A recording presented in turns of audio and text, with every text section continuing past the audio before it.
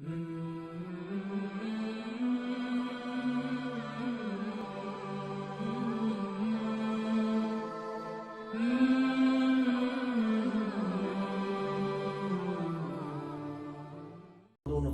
अला रसूलिहिल करीम अम्मा बाद फ़अऊज़ु बिल्लाहि मिनश शैतानिर रजीम बिस्मिल्लाहिर रहमानिर रहीम। अल्हम्दुलिल्लाह, आप देख रहे हैं कुरान मजीद फुरकान हमीद के खुलासे के सिलसिले में 13वें पारे का अजमाली खुलासा। इस पारे का नाम वमा उबर्रिउ है और ये पारा 4 हिस्सों पर मुश्तमिल है।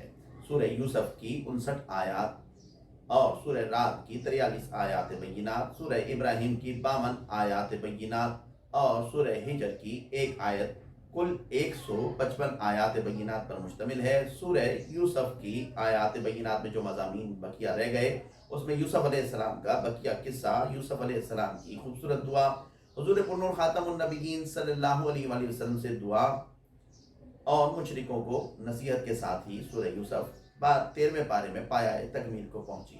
अल्हम्दुलिल्लाह, 13वें पारे का दूसरा हिस्सा सूरह रात पर मुश्तमिल है, जो मुकम्मल सूरत इसमें आई है।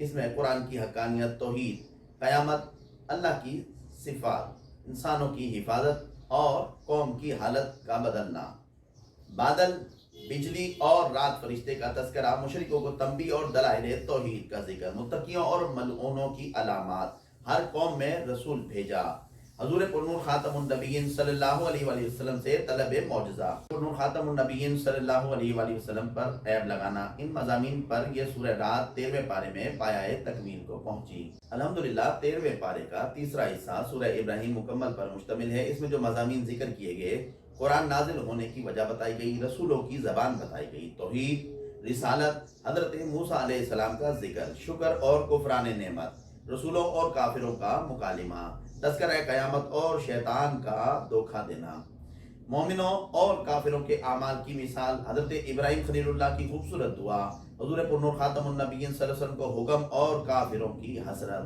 माशर का मंजर पेश करते ही सूरह इब्राहिम 13वें पारे में पाया तकमील को पहुंची। अल्हम्दुलिल्लाह, 13वें पारे का चौथा हिस्सा सूरह हिजर पर पहली आयत पर मुश्तमिल है। इसकी इब्तिदा में भी हरूफ मुक़त्ताअत लाए गए, अलिफ लाम रा, यानी कि ये भी एजाज़ कुरान है। अल्हम्दुलिल्लाह, अब इन मज़ामीन की कुछ तफसील समाअत करते हैं।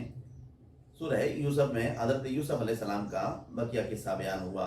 हज़रत यूसुफ अलैहिस्सलाम की दुआ, आपने दुआ की कि मैं अल्लाह की सना और इनामात का शुक्र अदा करता हूँ। हुज़ूर पुरनूर खातमुन नबिय्यीन सल्लल्लाहु अलैहि वसल्लम से खिताब, हुज़ूर पुरनूर खातमुन नबिय्यीन सल्लल्लाहु अलैहि वसल्लम से फरमाया, आप तबलीग दीन पर उजरत और मुआविज़ा तलब नहीं करते। मुशरिकों को नसीहत करते हुए बताया कि मुशरिकों को अच्छे तरीके से समझाया और फिर डराया गया है। इसी पर सूरह यूसुफ 13वें पारे में पाया तकमील को पहुंची। 13वें पारे का दूसरा हिस्सा सूरह रात पर मुश्तमिल है। उसके मज़ामीन की कुछ तफसील समाअत कीजिए। कुरान की हक़ानियत के ताल्लुक से बताया, ये नुक्ता काबिल गौर है कि जिन सूरतों का आगाज़ हरूफ मुक़त्ताअत से हुआ है, उनकी इब्तिदा में आम तौर पर कुरान की हक़ानियत का तज़किरा आया है।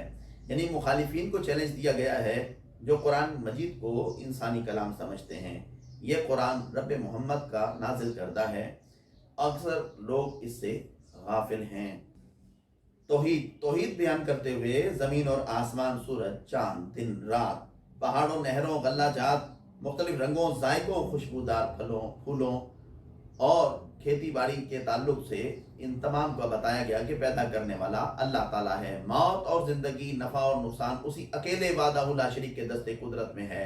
उसी ने इंसानों की हिफाजत के लिए फरिश्ते मुकर्रर कर रखे हैं।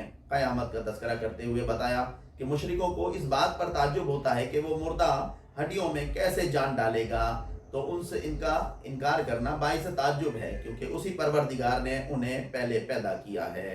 अल्लाह की सिफ़ात, अल्लाह आलिम और गायब व शहादा है, कबीर है और मुतआल है, यानी अल्लाह हर छुपी और ज़ाहिर बात का जानने वाला, बुजुर्ग और बुलंद मर्तबे वाला है। वो हर ज़ाहिर और खुफिया बात, दिन की रोशनी और रात की तारीकी में किए हुए हर काम को जानता है। इंसानों की हिफाजत, हर इंसान की हिफाजत के लिए अल्लाह ताला ने फरिश्ते पैदा कर रखे हैं।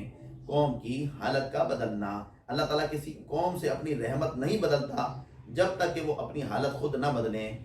बादल, बिजली और रात फरिश्ते का तस्करा, बिजली का कड़कना, पानी से बादलों का भर जाना और फिर वहाँ से बिजली का गिरना, और रात फरिश्ते का اور دیگر فرشتوں کا ذکر کیا گیا۔ مشرکوں کو تنبیہ اور دلائل توحید۔ مشرک زمین اور آسمان کا خالق اللہ ہی کو مانتے مگر غیر اللہ کو اللہ کا شریک کرتے ہیں، حالانکہ وہ کسی نفع اور نقصان کے مالک نہیں ہیں۔ انہوں نے کوئی بھی چیز پیدا نہیں کی، ہر چیز کا خالق اور مالک اللہ ہے، جس نے آسمان سے پانی برسایا اور پانی کے نالے بہائے۔ متقیوں اور ملونوں کی علامات کو بیان کرتے ہوئے بتایا کہ اہل عقل متقین لوگ کی 8 صفات ہیں۔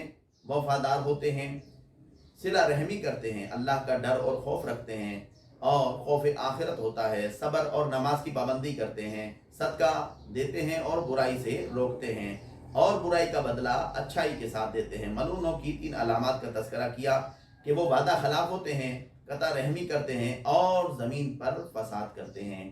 ہر قوم میں رسول بھیجنا، ہر قوم کے لیے کوئی نہ کوئی رہنما اور رسول بھیجا گیا۔ حضور پرنور خاتم النبیین صلی اللہ علیہ وآلہ وسلم سے طلب معجزہ۔ مشرکوں نے معجزہ طلب کر کے آپ سے کہا کہ آپ مکے کے چاروں پہاڑوں کو راستہ بنا دیں، یہ تمام پہاڑ ڈھیر ہو جائیں اور یہاں خوبصورت راستہ بن جائے تو ہم آپ پر ایمان لے آئیں گے۔ اللہ تعالیٰ نے فرمایا یہ ہرگز ایمان نہیں لائیں گے، اور معجزہ ظاہر کرنا اللہ کی مرضی پر منحصر ہے۔ اللہ بہتر جانتا ہے کہ معجزے کو کس وقت ظاہر کیا جائے۔ جنت کی خوبیاں۔ جنت میں نہریں بہہ رہی ہیں اور اس میں میوے اور ہمیشہ رہنے والا سایہ ہے۔ حضور پرنور خاتم النبیین صلی اللہ علیہ وآلہ وسلم پر عیب لگانا۔ یہودی حضور پرنور خاتم النبیین صلی اللہ علیہ وسلم کی شان میں عیب نکالتے رہتے تھے معاذ اللہ، اور ایک عیب یہ لگایا کہ یہ خواتین کے شوقین ہیں اس لیے زیادہ نکاح کیے ہیں۔ تو اس کا جواب اللہ رب العزت نے اس طریقے سے دیا، رسول ہوتے تو وہ یہ کہنے لگے کہ رسول ہوتے تو ایسا نہ کرتے۔ اس کا جواب اللہ تعالیٰ نے انہیں یہ عطا فرمایا کہ ان سے پہلے بھی رسول ہم نے بھیجے ہیں اور ان کی بیویاں بھی تھیں اور اولادیں بھی ہوئیں۔ اسی پر سورہ رات 13ویں پارے میں پایہ تکمیل کو پہنچی۔ الحمدللہ 13ویں پارے کا تیسرا حصہ سورہ ابراہیم مکمل پر مشتمل ہے، جس میں مضامین کی تفسیر اس طریقے سے کہ قرآن نازل ہونے کی وجہ۔ قرآن مجید فرقان حمید کو اللہ تعالیٰ نے حضور پرنور خاتم النبیین صلی اللہ علیہ وآلہ وسلم کے قلب اطہر پر نازل فرمایا تاکہ آپ اللہ کے حکم سے لوگوں کو کفر کے اندھیرے سے نکال کر ایمان کی روشنی سے منور فرمائیں۔ رسولوں کی زبان۔ ہر رسول کی وہی زبان ہوتی ہے جس قوم میں اس رسول کو مبعوث کیا جاتا ہے۔ توحید۔ تمام آسمان اور زمین اللہ تعالیٰ نے بنائے ہیں، اسی نے آسمان سے پانی اتارا، پھر انسانوں کے لیے زمین میں الگ الگ قسم کے میوے اور پھل پھول پیدا کیے، پانی کی نہروں کو انسان کے تابع کیا، سورج و چاند، رات اور دن انسان کے کام میں لگا دیے گئے ہیں۔ غرض یہ کہ جو کچھ انسان نے اللہ سے مانگا اور جو اس کی ضروریات تھیں اللہ تعالیٰ نے اسے عطا کیا۔ اس کی نعمتیں اتنی زیادہ ہیں کہ انہیں شمار کرنا انسان کے بس کی بات نہیں ہے۔ رسالت کے ضمن میں کچھ باتیں ذکر کی گئیں۔ پہلی یہ کہ حضور پرنور خاتم النبیین صلی اللہ علیہ وآلہ وسلم کو تسلی دی گئی کہ آپ کے ساتھ بھی آپ کی قوم نے جو اعراض اور عداوت اور انکار کا رویہ اختیار رکھا ہے، مخالفت کا رویہ اپنا رکھا ہے، یہ آپ سے پہلے انبیاء کے ساتھ بھی اختیار کیے ہوئے تھے، اور حسد کی بنیاد پر یہ اس طریقے سے تمام معاملات کو بروئے کار لاتے ہیں۔ دوسرا یہ کہ ہر نبی اپنی قوم کی ہم زبان ہوتا ہے۔ تیسری بات یہ بتائی گئی کہ پچھلی امتوں منکرین کے کچھ شبہات کا تذکرہ کرتے ہوئے بتایا کہ وہ اللہ کے وجود کے بھی انکاری ہیں اور اس میں بھی شک میں ہیں۔ کوئی انسان رسول نہیں ہو سکتا، وہ اپنے آباء و اجداد کے طریقوں کو ذکر کرتے ہیں اور ان کی پیروی کو کسی بھی طریقے سے غلط نہیں سمجھتے۔ حضرت موسیٰ علیہ السلام کا ذکر۔ حضرت موسیٰ علیہ السلام کے ذریعے سے اللہ تعالیٰ نے بنی اسرائیل کو فرعون سے نجات دی اور انہیں ایام اللہ کی یاد دلائی گئی، یعنی جس دن اللہ نے ان پر انعام کیا اور وہ یاد دلایا۔ حضرت موسیٰ علیہ السلام نے بنی اسرائیل کو اور قوم نوح، قوم عاد اور قوم سمود اور دیگر اقوام پر آنے والے عذابات سے ڈرایا۔ شکر اور کفران نعمت۔ شکر سے نعمت میں اضافہ ہوتا ہے اور ناشکروں کے لیے اللہ کا سخت عذاب ہے۔ رسولوں اور کافروں کا مکالمہ۔ پچھلی امتوں کا رسولوں سے مکالمہ ذکر کیا گیا۔ اس ضمن میں یہ بتایا گیا کہ رسولوں نے انہیں خالق ارض و سما پر ایمان لانے کی دعوت دی، تو انہوں نے رسولوں سے کہا کہ تم ہم جیسے ہی انسان تو ہو، ہم اپنے باپ دادا کا طریقہ ہرگز نہیں چھوڑیں گے۔ جواب میں رسولوں نے کہا ہم انسان ہیں مگر ہم پر اللہ کا احسان ہے، اسی پر بھروسہ کرتے ہیں۔ تذکرہ قیامت اور شیطان کا دھوکہ۔ کافروں کے لیے جہنم اور مومنوں کے لیے جنت کا وعدہ ہے۔ جنت کی نعمتیں اور جہنم کی ہولناکیوں کا تذکرہ ہے۔ روز قیامت حساب کتاب ہو جانے کے بعد شیطان گمراہوں سے کہے گا کہ جو وعدہ تم سے اللہ نے کیا وہ سچا ہے اور جو وعدہ میں نے تم سے کیا وہ جھوٹا تھا۔ تم سے زبردستی تو میں نے نہیں کی تھی، اور نہ میں تم سے زبردستی کروا سکتا تھا، تم نے خود ہی اپنے میرے بہکاوے میں آ گئے، اور اب مجھے ملامت کرنے کی بجائے اپنے آپ کو ملامت کرو۔ مومنوں اور کافروں کے اعمال کی مثال پیش کرتے ہوئے قرآن نے بتایا کافروں کے اعمال راہ کی طرح ہیں، اگر تیز ہوا آ جائے تو سب اڑ جائے، اور حق اور ایمان کا کلمہ اس پاکیزہ درخت کی طرح ہے جس کی جڑیں بہت مضبوط اور پھل بہت میٹھا ہوتا ہے۔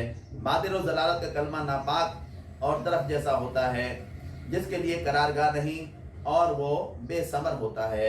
حضرت ابراہیم خلیل اللہ کی دعا کا تذکرہ کیا گیا۔ حضرت ابراہیم خلیل اللہ نے اپنے رب سے 6 دعائیں کی۔ مکہ شہر کو امن والا بنا دے، میری اور میری اولاد کی بت پرستی سے حفاظت فرما، ہمیں نماز قائم کرنے والا بنا، رزق میں برکت عطا فرما، اور مغفرت کی دعائیں شامل ہیں۔ حضور پرنور خاتم النبیین صلی اللہ علیہ وسلم کو حکم اور کافروں کی حسرت۔ حضور پرنور خاتم النبیین صلی اللہ علیہ وسلم کو حکم دیا گیا کہ مشرکوں کو آخرت کے عذاب سے ڈرائیں، ورنہ عذاب دیے جانے پر وہ کہیں گے کہ اے اللہ تو نے ہمیں تھوڑی مہلت کیوں نہ دی اور ہمارے پاس کوئی ڈرانے والا کیوں نہ بھیجا تاکہ ہم ایمان لے آئے، مگر اب انہیں دھتکار دیا جائے گا کہ یہ حجت ان پر انبیاء کے ذریعے تمام کر دی گئی ہے۔